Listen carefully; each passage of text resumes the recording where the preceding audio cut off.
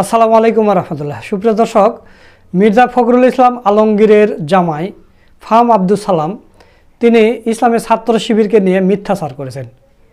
তিনি শিবির সম্পর্কে কি বলেছেন আপনারা স্ক্রিনে দেখতে পাচ্ছেন। তিনি বলেছেন যে আপনি যদি শিবির হন এবং আপনার যদি 8টা ফেক অ্যাকাউন্ট না থাকে আপনাকে আমি শিবির বলে মেনেই নেব না। ফাহাম আব্দুল সালাম মানে তিনি বোঝাতে চাচ্ছেন যে যারা শিবির করে তাদের প্রত্যেকের 8টা করে ফেক অ্যাকাউন্ট আছে, ফেসবুক অ্যাকাউন্ট। তার মানে শিবিরেরা 8টা করে ফেক অ্যাকাউন্ট চালায়, এটা তিনি বলতে চাচ্ছেন। তো এই পোস্ট দেওয়ার পরে আবার বিএনপি নেতা মীর জাহান তিনি আবার এটা নিয়ে একটা পোস্ট করেছে, আপনারা স্ক্রিনে দেখতে পাচ্ছেন। মীর জাহান লিখেছেন যে ফাহাম সাহেব বোধহয় নিজের চেহারা আয়নায় সামনে দাঁড়িয়ে দেখেন না বহুদিন ধরে। ফাহাম সাহেবের শ্বশুরের নামে কয়টা ফেক অ্যাকাউন্ট আছে এবং ছিল সেই হিসাব কি তিনি রাখেন? আমার তো মনে হয় ফাহামের অনুসারীদের যতগুলো ফেক আইডি আছে শাহেদ আলমের বইয়ের ততগুলো কাস্টমারও নেই। তো যাই হোক, এখানে তিনি সুন্দর একটা কথা বলেছেন মীর জাহান সাহেব। মীর জাহান হচ্ছে ডক্টর ফয়জুল হকের মতো একজন বিএনপি নেতা, তিনি সবসময় সত্য কথা বলেন, হক কথা বলেন। তো প্রিয় দর্শক, এখন আমরা এই বিষয়টা নিয়ে একটু বিশ্লেষণ করি। মনে করেন যে একটা শিবির 8টা করে অ্যাকাউন্ট চালায়, যদি দিনে 1 ঘন্টা করে একটা করে অ্যাকাউন্ট চালায় তাহলে 8 ঘন্টা সময় চলে যাবে। আচ্ছা, 1 ঘন্টা বাদ দিলাম, আধা ঘন্টা ধরি, তাহলে 4 ঘন্টা সময় চলে যাবে। তাহলে 12 ঘন্টা দিনের মধ্যে 4 ঘন্টা যদি চলে যায় তাহলে শিবির পড়াশোনা কখন করে, কলেজ কখন করে, দাওয়াতি কাজ কখন করে, খাওয়া দাওয়া কখন করে, গোসল কখন করে, মানে এগুলো কখন করে? যদি 4 ঘন্টা সে ফেসবুকে কেটে দেয়, ফেক অ্যাকাউন্ট 8টা বা এমনি তো নিজের একটা অ্যাকাউন্ট আছে, অরিজিনাল অ্যাকাউন্ট, তো এগুলো কথা তারা বলতেছে। আর আপনি সরজমিনে কি দেখতে পাবেন যে শিবিরের ছেলেপেলেরা ফেসবুক নিয়ে বা এগুলো নিয়ে তাদের কোনো মাতামাতি নেই। তারা সব সময় পড়াশোনা, দাওয়াতি কাজ, সংগঠনের কাজ এগুলো নিয়েই পড়ে থাকে। আর এই মির্জা ফখরুল ইসলাম আলমগীরের জামাই মিথ্যা তহমত দিচ্ছে শিবিরের নামে যে আপনার যদি 8টা অ্যাকাউন্ট না থাকে তাহলে আপনি শিবিরই নয়, আপনাকে শিবির বলে মেনেই না। তো প্রিয় দর্শক, এই মির্জা ফখরুল ইসলাম আলমগীরের জামাইকে ঘর জামাই বলে অভিহিত করেছেন এবং কঠিন ধোলাই করেছেন আমাদের বড় ভাই সৈয়দ মাসুক লন্ডন থেকে। সেই ভিডিওটা আপনাদের দেখাবো। তার আগে আপনাদের আরেকটা নিউজ দেখাতে চাই। ছাত্রদলের সভাপতি রাকিব আবার শিবির সম্পর্কে কি বলেছে, জামাত সম্পর্কে কি বলেছে আপনারা স্ক্রিনে দেখতে পাচ্ছেন। রাকিব বলেছে যে বিএনপি ক্ষমতা এলে জামাত শিবিরের রাজনীতি বাংলাদেশ থেকে উঠিয়ে দেওয়া হবে। ছাত্রদল সভাপতি, বিএনপি ক্ষমতায় আসলে জামাত শিবিরের রাজনীতি উঠিয়ে দেওয়া হবে। তো জামাত শিবির রাজনীতি করে হচ্ছে কোরআনের রাজনীতি, আল্লাহর জমিনে আল্লাহর দিন প্রতিষ্ঠার রাজনীতি করে। এটা কিয়ামত পর্যন্ত কেউ চেষ্টা করলেও তুলে দিতে পারবে না। জামাত শিবিরের রাজনীতি হচ্ছে ইসলামিক রাজনীতি, কোরআনের রাজনীতি, এটা কেউ উঠে দিতে পারবে না। আপনারা জানেন যে দেশ স্বাধীনের কয়েক মাস আগে হাসিনার পুত্র বলেছিল যে বিএনপি জামাতের রাজনীতি আর 10-15 মাসের মধ্যে শেষ হয়ে যাবে, কিন্তু হাসিনাকে পালিয়ে যেতে হয়েছে। এখন এসে এরা বলতেছে। তো এই কথার আবার জবাব দিছে ইসলামী ছাত্র শিবিরের সভাপতি। সেখানে তিনি বলেছেন যে কথার কোনো ভিত্তি নেই, সেটার আমরা আবার কি জবাব দিব। চলুন আমরা সেই ভিডিওটা একটু দেখি। বিগত কয়েকদিন ধরে ছাত্রদল সভাপতি শিবির সম্বন্ধে মন্তব্য করছে যে শিবিরকে তারা ক্ষমতায় এলে তারা শিবিরকে রাজনীতি করতে দিবে না। এই ক্ষেত্রে আমরা শিবিরের এখন পর্যন্ত কোনো প্রতিক্রিয়া পাইনি। শিবিরের প্রতিক্রিয়া কি থাকে? আসলে প্রতিক্রিয়া তো মানুষ সেখানেই দেখায় যে ক্রিয়ার একটা গুরুত্ব থাকে, যেটার একটা সক্রিয়তা থাকে। তো যে জিনিসটার আসলে কোনো সক্রিয়তাই নেই, যেটার কোনো বাস্তবসম্মত কোনো গ্রাউন্ড নেই, সেটার আসলে প্রতিক্রিয়া দেখানোর তো একটা বোকামি ছাড়া কিছুই না। তো বাংলাদেশে কে রাজনীতি করবে কি করবে না, এটা তো আসলে কোনো ব্যক্তির ইচ্ছের উপর ডিপেন্ড করে না। বিগত সময়ে তো যিনি ফ্যাসিস্ট আওয়ামী লীগের প্রধান ছিলেন তিনিও তো বলেছেন, কথায় কথায় আমাদেরকে নিষিদ্ধ করতেন, এবং নিষিদ্ধ করার পর নিজেরাই মাত্র 5 দিনের ব্যবধানে বাংলাদেশ থেকে পালিয়ে গিয়েছেন। তো আমাদের জন্য দুর্ভাগ্য হচ্ছে আসলে আমরা অতীত থেকে শিক্ষা নেই না। তো ছাত্র দলের সভাপতিকে আমি সম্মান রেখে বলবো উনি অতীত থেকে শিক্ষা নিক, এটি আমরা চাই, এবং শিক্ষা নিয়ে রাজনীতি করতে পারলে এটা ওনার জন্য কল্যাণকর। আর যদি শিক্ষা না নিয়ে ফ্যাসিবাদের সুরেই কথা বলে তাহলে ফ্যাসিবাদের যে পরিণতি হয়েছে বাংলাদেশের সাধারণ মানুষ, সাধারণ শিক্ষার্থীরা সে একই পরিণতির দিকে ওনাদেরকে ঠেলে দিবেন। তো এই দায় তো আর আমাদের উপর যদি সেই দায় চাপিয়ে দেন তাহলে এটা দুর্ভাগ্য। আশা করবো যে এইগুলো হিসাব নিকাশ করে নিজেদের দায় যেন নিজেদের কে নিতে হয় সেভাবে করে আমরা কথা বলবো, বক্তব্য দিব, কর্মসূচি নিব, এটি সবার প্রতি আমরা আহ্বান। সুপ্রিয় দর্শক, আপনারা ছাত্র শিবিরের সভাপতি জাহিদুল ইসলাম ভাইয়ের মুখে শুনলেন, তিনি যে উত্তরটা দিলেন। তো বিএনপির এই নেতাকর্মীরা কিন্তু ছাত্র দলের সভাপতিরা গত 15 বছর ধরে কোনো কথাই বলতে পারেনি, বা গত 15 বছর ধরে একটা আন্দোলনও খাড়া করতে পারেনি। তো জামাত শিবির এবং ছাত্ররা সবাই মিলে একটা আন্দোলন খাড়া করেছে এবং সফল হয়েছে, হাসিনাকে তাড়াইছে, এখন স্বাধীনভাবে কথা বলতে পারতেছে। এখন এসে এরা জামাত শিবিরের উপরে মানে কর্তৃত্ব খাটাচ্ছে যে আমরা ক্ষমতা আসলে জামাত শিবিরের রাজনীতি থাকবে না, এই দেশে উঠিয়ে দেওয়া হবে, এরকম কথা বলতেছে। তো প্রিয় দর্শক, মির্জা ফখরুল ইসলাম আলমগীরের ঘর জামাই ফাহাম আব্দুল সালাম যে শিবির নিয়ে কটূক্তি করছে, এই বিষয় নিয়ে সৈয়দ মাসুক ভাই যে কঠিন ধলাই করছে, চলুন সেই ভিডিওটা এখন দেখে আসি। গরজামাই যদি বিএমপি চালা তাহলে বিএমপির অবস্থাটা কি হবে আপনারাই বলেন। ফাহিম আব্দুল সালাম সে মির্জা ফখরুল ইসলাম আলমগীরের গরজামাই, সে নাকি এখন বিএমপির তরুণদের উপদেষ্টা, তরুণদের আইডল হিসাবে সে আবার নিয়ে আসছে ডাক্তার আব্দুল নূর তুষারের মতো এক বাটপারকে সাথে। তাহলে বিএনপির তরুণরা এই বাটপারদের কাছ থেকে কি শিখবে সেটা হলো আজকের আলোচনার বিষয়। সেই ফাহিম আব্দুল সালাম 2 দিন আগে লেখছে যে ছাত্র শিবির করতে হলে 8টা ফেক আইডি থাকতে হবে, 8টা ফেক আইডি যার আছে তাকেই ছাত্র শিবির করতে দিবে, নতুবা শিবির করতে দিবে না। এই গরজামাই শ্বশুর বাড়িতে খাইয়ে শ্বশুর বাড়িতে চইলা তার ব্রেইন, বিবেক, বুদ্ধি সব হারিয়ে ফেলেছে। অস্ট্রেলিয়া থাকতে একটু ভালো কথা বলতো, মানুষও পছন্দ করত, অস্ট্রেলিয়া থেকে মিডিয়াতে, সোশ্যাল মিডিয়াতে ভালো তার ভূমিকা ছিল। কিন্তু যখনই হাসিনা পালিয়ে গিয়েছে সে তখন খেলাফত পেয়ে বাংলাদেশে এসেছে। এখন এসে হাসিনাকে আবার কিভাবে পুনর্বাসন করা যায় সেই কারণে তরুণদের, বিএনপির তরুণদের মাথা এবং মজক দুলাইয়ের দায়িত্বটা নিয়েছে সে।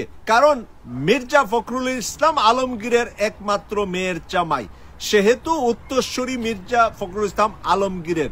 ভবিষ্যতে মির্জা ফখরুল ইসলাম আলমগীরের যা সম্পদাতি আছে সব সেই পাবে, কারণ একমাত্র মেয়ে হলো ফাহিম আব্দুল সালাম এর বউ। মির্জা ফখরুল ইসলাম আলমগীরের একটি মাত্র মেয়ে, সেই কারণে এই ফাহিম আব্দুল সালাম বর্তমানে বিএনপির তরুণদের কাণ্ডারি হয়েছে।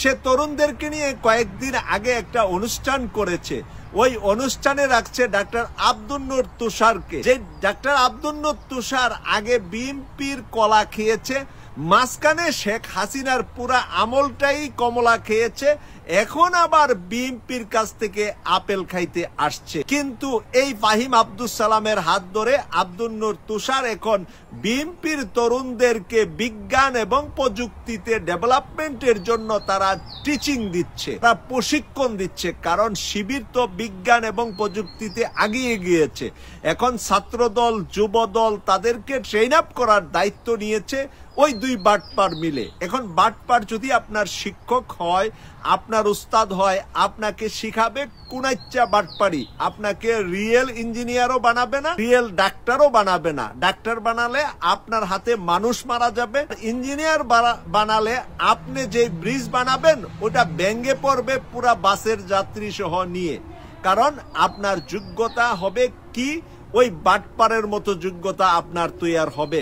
তাই ডাক্তার আব্দুল নূর তুষারের মতো বাটপার বিএনপির তরুণদেরকে উপদেশ দিবে, পরামর্শ দিবে, শিক্ষিত বানাবে, মেধাবী বানাবে, যে নাকি ডাক্তার ইউনূস সাহেব সম্পর্কে কুরুচিপূর্ণ মন্তব্য করে যাচ্ছে। আব্দুল নূর তুষার কন্টিনিউ ডক্টর মোহাম্মদ ইউনূসকে নিয়ে কুরুচিপূর্ণ কথাবার্তা বলা শুরু করে দিয়েছে, আর তাকে এনেছে বিএনপির তরুণদেরকে শিখানোর জন্য। তরুণদেরকে কি শিখাবে আমাদের ডক্টর মোহাম্মদ ইউনূসকে নিয়ে কুরুচিপূর্ণ কথাবার্তা শিখাবে, খারাপ কিছু শিখাবে, খারাপ মন্তব্য দিবে, আর এরই মাঝে দেশ অশান্ত হবে, অশান্ত করে আর মাঝখানে আবার তারা জয় বাংলা ফিরত আনার চেষ্টা করবে। যতটাই না বাংলাদেশের বিএনপি বলেন, তরুণ সমাজ বলেন, যে কোনো সমাজের মানুষ বলেন, ডক্টর মোহাম্মদ ইউনূসের সাথে যতটা ফাইটে আসবে, যতটা মতানৈক্যে আসবে, যতটা দূরত্ব তৈরি হবে ততটা আওয়ামী লীগ বাংলাদেশে ফেরত আসার সুযোগ হবে। এই কথা আমার মনে হয় পাগলেও বুঝে, পাগলেও বুঝার কথা যে যতটাই ডক্টর মোহাম্মদ ইউনূসের সাথে স্বাধীনতা অর্জনকারী 24-এর বিজয়ী যে কোনো দলের দূরত্ব তৈরি হবে ততটাই আওয়ামী লীগ ভারত থেকে, কলকাতা থেকে দেশে ইন করার সুযোগ পাবে।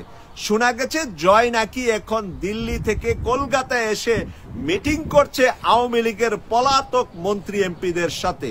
পলাতক মন্ত্রী এমপিদের সাথে সে ঈদ করতে এসেছে, মার সাথে ঈদে নাকি মায়ের হাতে মুরগ পোলাও খেয়েছে। মুসলমানরা খা মায়ের হাতের গরুর মাংস অথবা খাসির মাংস, তার মা মুরগ পোলাও করেছে ঈদের দিনে পোলার জন্য। তাই জয় আমেরিকা থেকে চুপি চাপি ইন্ডিয়াতে এসে দিল্লিতে মার হাতে, ওই যেই ঘরের ভিতরে মা বন্দি আছে ওই ঘরে মা মুরগ পোলাও বানিয়েছে আর ছেলেকে খাওয়াইছে।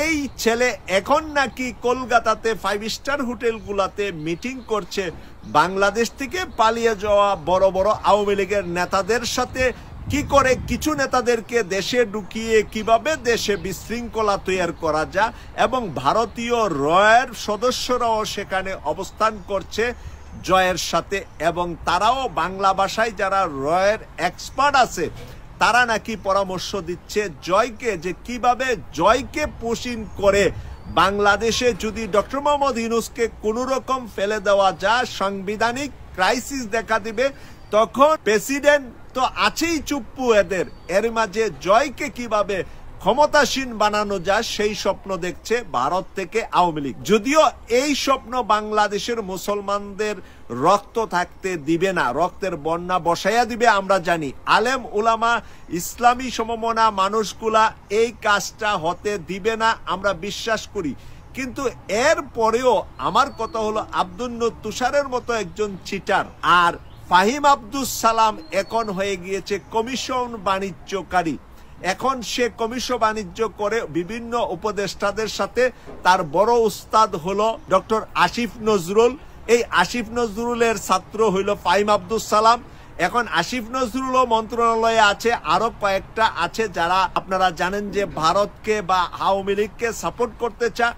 এরা এখন দুর্নীতির মানে মহা আক্রায় আছে, উপদেষ্টাদের মধ্যে কয়েকজন জড়িয়ে গিয়েছে সেই দুর্নীতির মাঝে। এখন এই ফাহিম আব্দুস সালাম, তোমরা যদি দুর্নীতি করো তাহলে আমাকে দিয়া খাও, তোমরা একলা খাইলে আমি প্রকাশ করে দেব, বিএনপি নিয়ে আন্দোলনে নামবো, বিএনপির তরুণ ছাত্রদল যুবদল নিয়ে আমি তোমাদের বিরুদ্ধে নামবো, আর আমারে কমিশন দিলে আমি তাদেরকে ঠান্ডা রাখবো, ঠান্ডা কোল্ড ড্রিঙ্কস খাওয়াইয়া। মানে ফাহিম আব্দুস সালাম বড় একটা কমিশন নিচ্ছে বিভিন্ন জায়গায়, বিভিন্ন বদলি, বিভিন্ন কিছুতে, আর সেটার আবার ছাত্রদল যুবদলকে কোল্ড ড্রিঙ্কস খাওয়া, আর কি ঠান্ডা পানি জাতীয় আছে না, 7 আপ, পেপসি, মেরিন্ডা খাওয়ায়া ওদেরকে ঠান্ডা রাখে।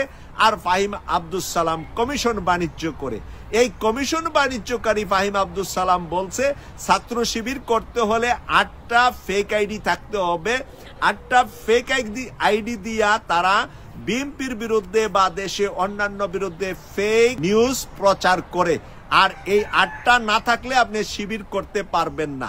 তাই ফাহিম আব্দুস সালাম মনে হয় না পশ্চিম দিকে কোনো আসার টাসার পরে কোনোদিন। তার শ্বশুর নিয়েও বিভিন্ন মন্তব্য আছে, মির্জা ফখরুল ইসলাম আলমগীরও পশ্চিম দিকে হেলানটা কম দিয়ে থাকে।